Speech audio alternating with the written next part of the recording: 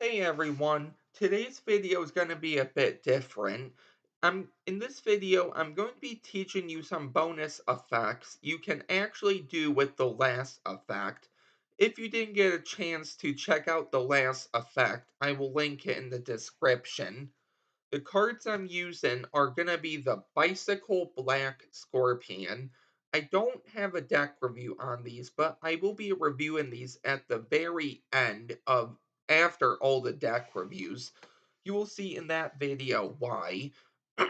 So assuming you already know what effect I'm going to be talking about, if you would like to do this with a setup, here's what you're going to do. So you're going to go through and you're going to decide on what four of a kind you would like. Let's say the four kings. You're going to take two of the kings.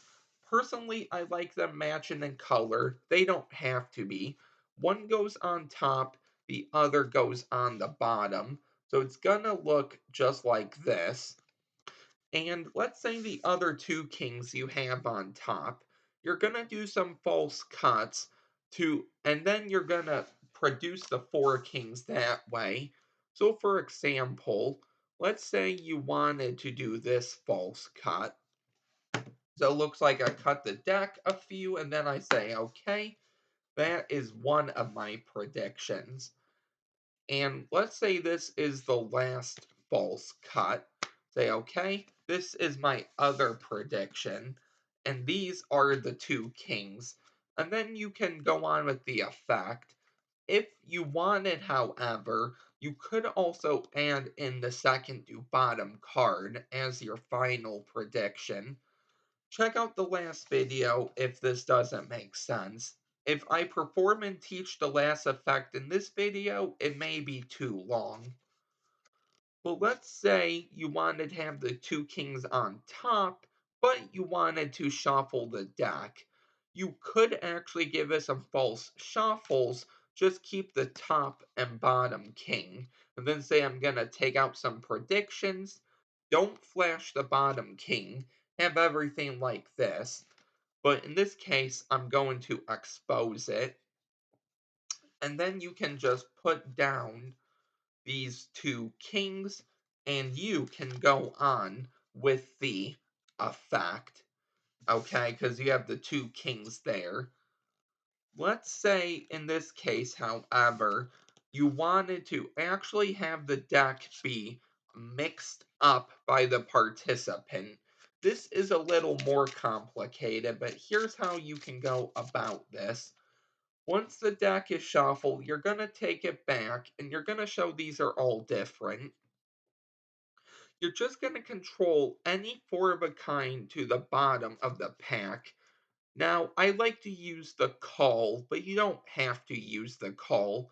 You can use anything you would like, okay? So let's say I call that first king. I go through, I show these are all different. I'm going to call that second king. Not my best call because I don't practice it as much as I should. Let's say that third call, and then that fourth call. And this is going to control all of the kings to the top. It's going to be just like the first time. You're going to want to produce the top two cards. It doesn't matter if they're matching in color or not. And then you're still going to have two kings on top anyway. So I'm going to catch a break under the top card. If you wanted, you could pinky count. I'll leave a link for that. And then you're going to do a double undercut. I will leave a link for that as well. And that is actually gonna put one of your kings on top and one of your kings on the bottom with your other kings right here. Let's say, however, you didn't want to use a four of a kind, but you just wanted to use a participant selection. Deck is shuffled, they select a card. Let's say the eight of clubs. This would be face down, but I'm going to leave it face up. You want to control it second from the bottom, okay? Because you're going to be doing the two soulmates on the top and the bottom. I'll leave a link for soulmates. And then this card will be second from the bottom. I just think that's a better kicker ending. If you wanted, you could control it top or bottom, then take out that soulmate. But one of two things. The participant may get a little suspicious that one, that the prediction you take out is really close to their card, or two, they might mistakenly say that the card you took out is theirs when in reality it isn't. So if you control it second from the bottom, then you take out two completely different cards, they won't catch on. But just keep in mind, however, before you control their card second from the bottom, if you have the Queen of Diamonds on top and the Queen of Hearts on the bottom, either shuffle or cut the deck so you have two different predictions. I hope that makes sense. So for this one, you're going to do a milk shuffle. Link in description. You're going to apply pressure to the top and bottom card, and you're going to peel out all the cards from the middle. And now you're just going to shuffle these on top. If you wanted, you could shuffle cards from the top of the deck or the face. And when you get really close to the bottom, these cards in your hand, you're going to kick them forward, meaning these cards you're going to put at the back just because you want to keep their card second from the bottom. And then you can go on with the effect.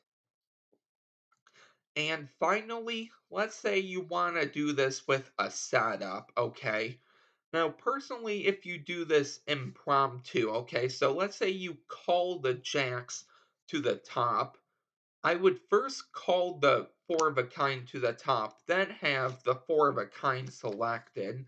Because if you're going to use jacks and they select the jack of clubs, and then you go through showing these are all different, and you have 3 out of 4 jacks actually called to the top, good chance the participant took one of the jacks, okay? So if you really want to use, let's say, the jacks, control those to the top first, okay?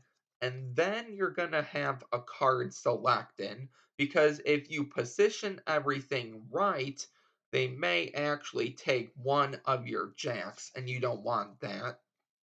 So put these on top, and then have a card selected, let's say, from the middle, and then when they're looking at this, you can actually produce two prediction cards there, cut one of the jacks to the bottom, and then you can shuffle this second from the bottom. I hope that made sense. Really, just make sure they choose a card, but they can't choose one of your jacks or whatever four of a kind. So here's how you're going to control it second from the bottom, but keeping the jacks where they're supposed to be. You're going to do a milk shuffle. So top and bottom card, you're going to slide off. This next card, you're actually going to put halfway out, okay? And you're actually going to be catching a break on it. So when you shuffle all of these cards, you can cover up the break, but not too much.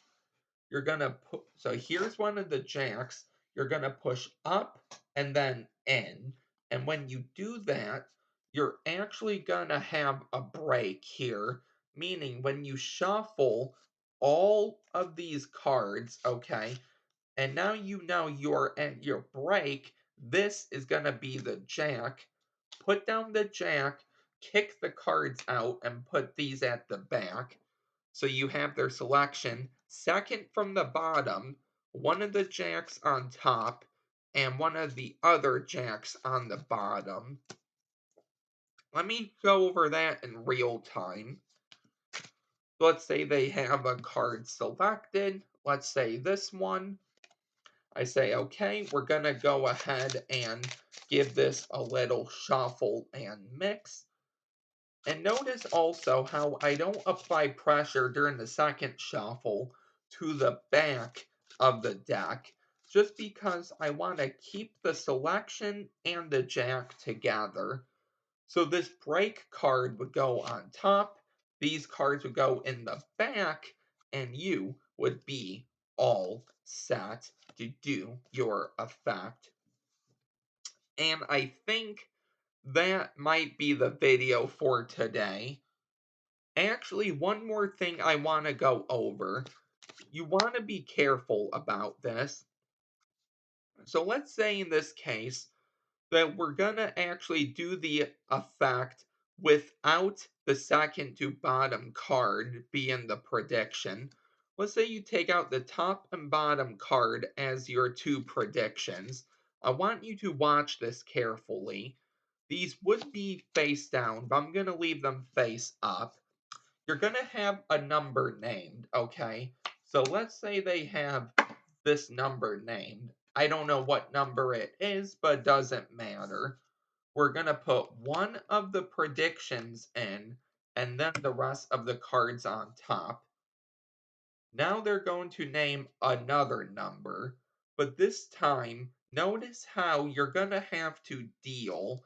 And if you look for the king, the mansion king is going to be underneath it, okay? But this time, if you deal these on the table and then you deal the king and a couple more cards, you put down the next prediction and the rest goes on top. Well, this time, if you look, the first prediction, you're going to have the card underneath it. For the king, however, you're going to have the card on top of it. You're going to want to watch out for that because if they name a bigger number than the first number, this is going to happen. Okay, so normally it would be like this. So in this case, these are our two predictions. Normally, you would take out the card on top of it, but in this case, you can take out the card on top, but for the second prediction, you're going to have to take out the card underneath it. So that's if they name a bigger number for the second number than the first number. And I think that pretty much covers everything. If I think of anything else, I may end up making a part 3 or whatever number this is. But that is going to be the video for today. I hope you really enjoyed this. If you are new here, don't forget to like, comment, and subscribe. And I will see you next time with another video, which will actually be the deck review starting back up. So yeah, see you next time for that. Bye.